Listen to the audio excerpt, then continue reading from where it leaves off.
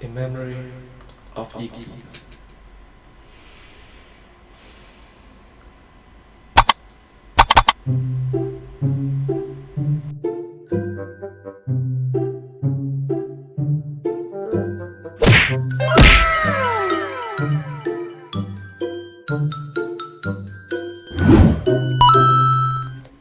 Hello everyone, welcome to this video.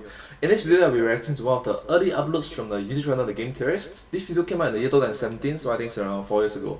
I hope that you like this because it's about Mario. And also, just in memories.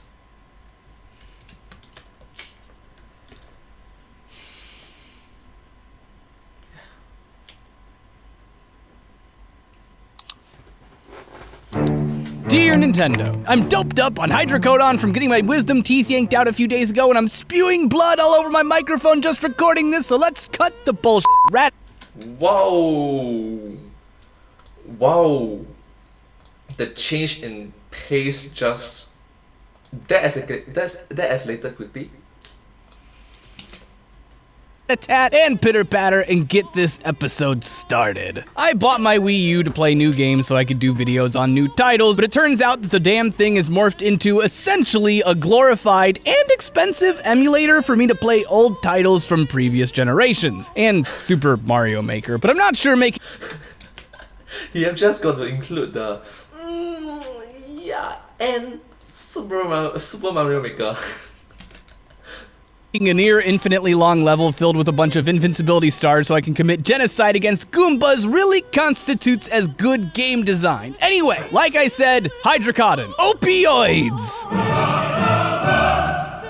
I was actually working on a completely different topic for this week when I stumbled across Super Mario Galaxy 2. Well, let's just say that Super Mario Galaxy 2 came out 11 years ago. Wow, I feel old. While watching Matt Pat's video on the Olympics in order to figure out just how freaking tall Mario actually is, because holy crap, that is the debate of the century. So I decided to play it while my jaw tried to figure out exactly how it's supposed to work again, and as I was flying around this mini cosmos murder bashing my way through literal hordes of enemies, it hit me. Nintendo? Super Mario Galaxy makes no goddamn sense. Ooh. Wow, I mean, wow. Chill, man, just chill. Sure, the world you created is fun, Nintendo. In fact, it's probably one of my favorites of yours. Colorful, unique, and has some of your best game design of the generation. But holy hell, the physics of this game are just nonsensical, and they have disastrous implications that only get more unsettling the deeper and deeper you penetrate into their depths. So, let's stop wasting time and get right to the meat. But let's just say the game mechanics is awesome for a game that is 11 years old. Wow. Super Mario Galaxy is Super Mario in space! And is In space.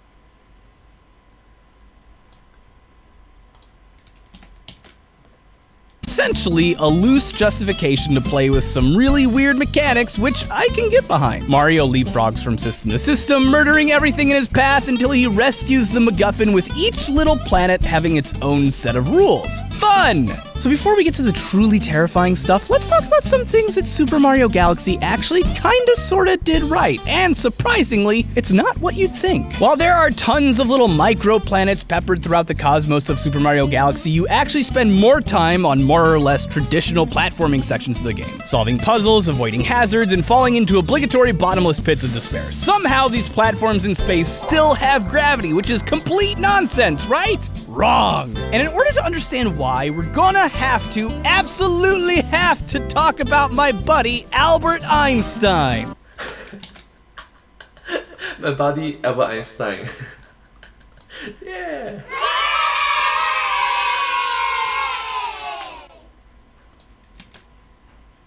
You know what people hear Einstein, they immediately think, oh yeah, the E equals MC squared guy, which, is fine, you're not wrong, but to think of him as just the one formula guy is to completely miss how utterly massive his contributions to science were. You see, for decades and centuries, actually, the rules of the universe were defined by Sir Isaac Newton. The three laws of motion and his concepts of gravitation were absolutely key. The problem is that when you start looking at the universe a bit more closely, Isaac Newton starts to fall apart, and nowhere is this more clear than when you start to talk about light. At the end of the day, Get it?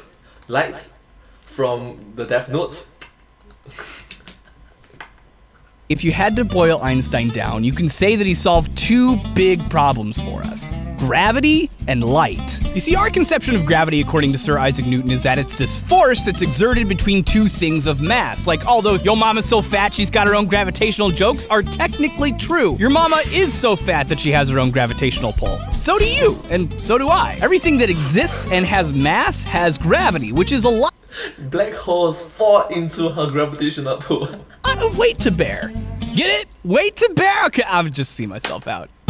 This falls apart when you start to talk about light, though. Why? Because light is affected by gravity, but light has no mass. And don't you start in with your "but light has mass because E equals MC squared" Austin nonsense, because I swear to God I will lose my freaking mind! Light bends when under the effects of gravity, and nobody could figure out why until Einstein. And why is this important for Super Mario Galaxy? Because of the principle of equivalence. The principle of equivalence was a thought experiment conceived of by Einstein to help himself parse through the logic of how the universe is structured, and it goes like this. You put one person in a box, and you put another person in another box. Box A has a rocket strapped to the bottom of it, and it's blasting off through the universe, accelerating at 9.8 meters per second squared. Box B, on the other hand, is just sitting right here on our home planet doing absolutely nothing. Now, since acceleration due to gravity is 9.8 meters per second, presuming that there are no windows or any other way to tell where you are, Both individuals will not feel a difference. 9.81 meter. it'd be impossible to know just by the force of gravity or by any measurements you can take whether you're in box A or box B. They're practically and exactly the same. Hence, the principle of equivalence. Why is this important? Because it outlines the relationship that velocity and speed have with space-time, but it also illustrates in a very simple way why light curves when affected by gravity. See, if you were in box A accelerating through space and you shined a light... Wait, is it shined or shone? All right, what's the internet say about it? What the f*** is an intransitive verb? You see, this is why people hate learning English. Intransitive verb. Huh.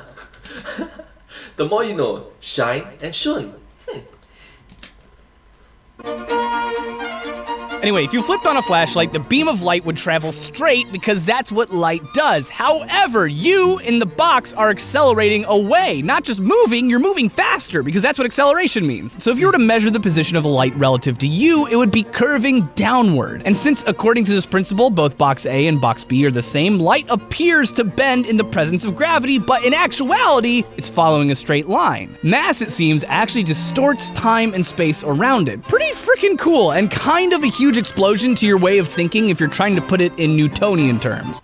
So there'll be distorted light rays instead of just undistorted light rays in which we can observe of. But why is this important for Super Mario Galaxy? Because for one, it shows us that these little platforming sections, they're totally and completely feasible if you consider giant city-sized platforms with rockets strapped to the bottom of them zooming through space to be feasible. Nor is it explained exactly how there's atmosphere to breathe, but at the end of the day, I'm a nitpicker, not a monster! As long as these platforms continue to accelerate through space at a consistent rate, they'll have gravity and functionally be the same as any other planet as far as running, jumping, climbing trees, and murdering Goombas is concerned. Of course, this would require an astronomical amount of fuel, and eventually the space-time implications become a bit challenging, but I'm willing to let that slide. Just, be aware that those bottomless pits are actually bottomless, and if you fall off, you'll never, ever be seen or heard from again. It's important to start with these platforms so that you get a taste of what this universe is like and how its rules work, and why, even if you throw the developers at Nintendo this one simple little bone, when you start to peel back the rules of Super Mario Galaxy and look more closely at the truth, you realize that the truth is god damn terrifying! Really? Interesting. Tell me more. Huh.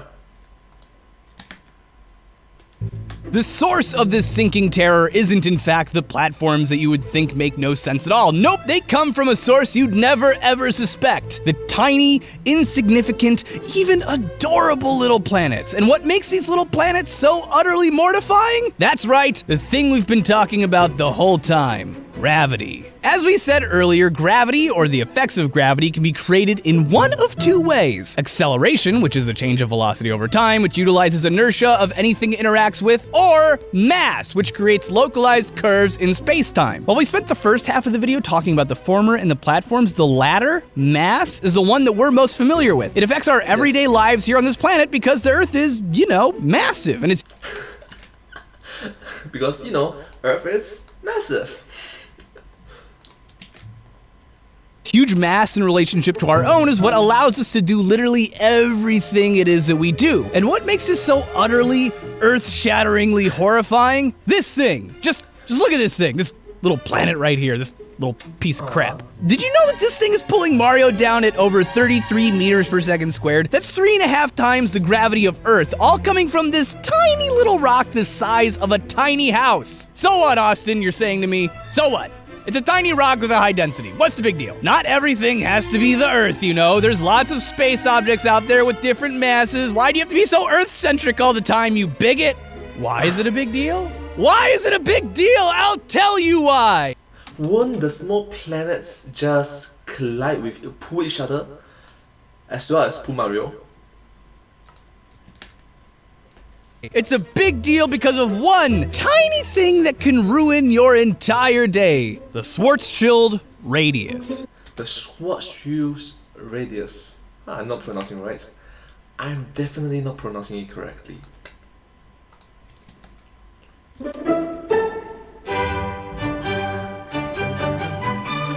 The Schwarzschild radius is a simple concept that can have disastrous consequences. You see, gravity isn't just about mass. Not all masses have the same gravitational pull on other objects from all distances. The space in which the mass is contained matters a whole hell of a lot, as does how far from the thing it's pulling is. 9.8 meters per second squared is the amount of gravity you feel at the Earth's surface, but if you're up in the International Space Station, it's only 8.8 meters per second squared, with a huge drop-off the further away you get. In order to escape off into the wild wastes of the rest of the universe from our planet, you have to overpower this gravitational pull. You do this by going fast as hell, 11.2 kilometers per second to be exact, or over 25,000 miles per hour. Oh, fun fact. Actually, right, do you know that the International Space Station up there, is technically speaking, always falling, technically speaking.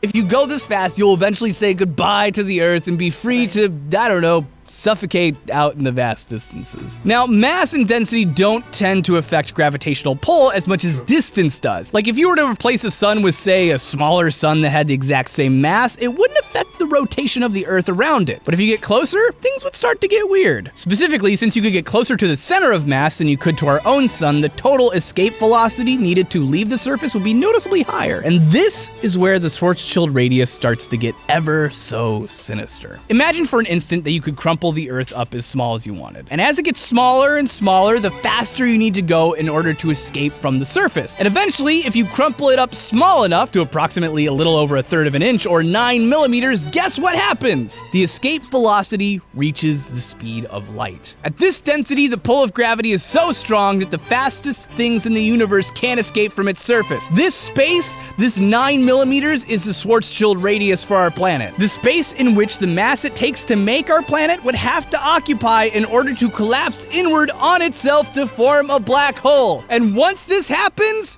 there's no escape. Yes, there's literally no escape. None! Now don't you see what makes the Super Mario Galaxy universe so terrifying? There's unmitigated, unchecked planets with huge masses just strewn about willy-nilly, with gravities several times stronger than the Earth's. What the hell? Nintendo, what are you guys even doing over there? Like, take this thing, this tiny little thing. There's no way this thing isn't a black hole. With a gravitational acceleration on Mario of 32 meters per second squared over a distance of 5.54 meters, using Mario's cannon height as a frame of reference, we can determine that this thing has a mass of 14.8 petagrams, or over 3 times the amount of food consumed by the human race every year, all squashed into the space of a Hummer. Popping in our numbers into this handy formula, 2gm over c squared, where g is the gravitational constant invented by some smart guy, m is the mass of the where G is invented by some smart guy. I just love this commentary. planetary body, and c is the speed of light, we can prove conclusively that this world of Super Mario Galaxy is littered with black holes, and... Wait, what? The Schwarzschild radius of a mass of 14.8 petagrams is 22 femtometers? Like, 22 protons, one of the smallest particles in existence, lined up in a row? Oh. Well, that kinda... You know, the whole point of this video was to point out that Mario is leaping from black hole to black hole, right? Like, well, this kinda puts me in a weird spot. I mean... Wait. Did you just want to say that Mario is leaping from black hole to black hole? Doing to doing to doing doing.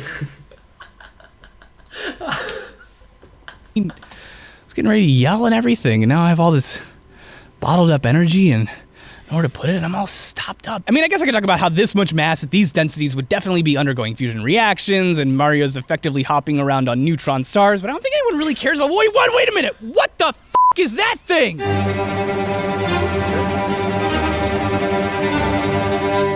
Is that how these planets are working? They're just like crusty shells hovering over black hole pits? Oh my god, this is so much worse! Let's ignore for a second that Mario, not a small mass in the scheme of things, whenever he lands on the surface would be pushing this little rotating shell precariously close to the event horizon of these black hole cores. There's a much bigger problem here. It was bad enough that these little planets were essentially as dense as neutron stars, the densest not black hole things that there are, but it appears that the folk at Nintendo are trying to circumvent this by making it so that these little planets and platforms are utilizing black holes for their gravity. Gravitationally speaking, this isn't hugely problematic. Remember, earlier I said if you were to place a sun with a smaller sun of the same mass, the Earth wouldn't go anywhere. But that doesn't mean that all life on Earth would be okay. People think of black holes as inescapable traps that just endlessly suck mass into themselves, which is pretty true, especially when you're talking about black holes that formed from collapsed stars.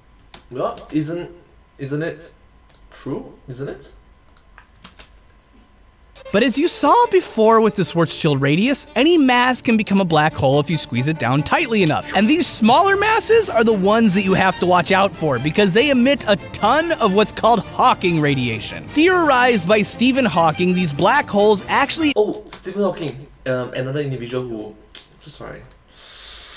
We'll miss you. Yeah, he moved on not so a few years ago, a few months ago, sorry. So yeah, we miss you. Anyways, let's continue. Emit more radiation than they take in. This happens because of a really complex interaction between particles and antiparticles at the very edge of the event horizon. Ironically, the larger the black hole, the less Hawking radiation it emits. But something this size, of this mass, this thing is truly mind-blowingly dangerous. We're talking about face evaporating temperatures of 8.2 million Kelvin, nearly as hot as the center of the sun. This thing wouldn't just be a dark hole. This thing would be emitting more light than the brightest stars in the sky. If you found yourself standing on the surface of this thing, you'd be wishing you were on the surface of a neutron star because this thing would be turning you into powdered toast in a fraction of a second. What? This just proves in my mind that Super Mario Galaxy never really happened in all the Mario canon. Forget the truth behind Rosalina. The only way that Super Mario Galaxy makes any sense is as some sort of Bob Fosse fever dream death sequence, where all those years of downing strange mushrooms, flowers, and feather power-ups and punching bricks for money, more on that later, has finally had a lasting, permanent effect on Mario's health. What we see in Super Mario Galaxy is last gasps of Mario's synapses piecing together his life in a semi-lucid sequence as his body unravels and he drifts off to oblivion, while Peach and Bowser sit by his bedside weeping uncontrollably for their friend who was lost. Who is gonna save the princess now that Mario is dead? Who's gonna belittle Luigi and keep him demoralized and in his place? Who's gonna abuse Yoshi for his own amusement? Wait a minute. Now that I talk about this, Mario isn't actually dead. Good, isn't it? Huh. Or this is just the opioids talking. Sincerely, Austin. I love it when you just say that. Or it's just the opioid talking. P.S. Thanks for watching my science video on Super Mario Galaxy. Do you have any other video game science questions you want answered? Things that make no sense to you? I promise I won't be on narcotics next time. Shoot me questions in the comments section or find me on Twitter at ARHorrigan. And be sure to subscribe to the channel yet if you haven't, because there's more of this and game theory and all sorts of good stuff. Bye! Oh, my throat feels like Family friendly. Family friendly. Yep. Austin, please keep it family friendly, please. Thank you. And I hope that you like this video. This video came from the YouTube channel, The Game Theorists. I hope that you like this. And yeah. If you do like this video, please consider to show appreciation and support for their work. And they are amazing videos with brilliant videos. And yeah, if you do like my videos, please consider to like, share, and subscribe to my channel and comment down below if you have anything to share with us. Yeah, and in the meantime, remember, that's just a theory. A game theory. Thanks for watching. Actually, should I say game theory? Because this is the science of, you know, the science of.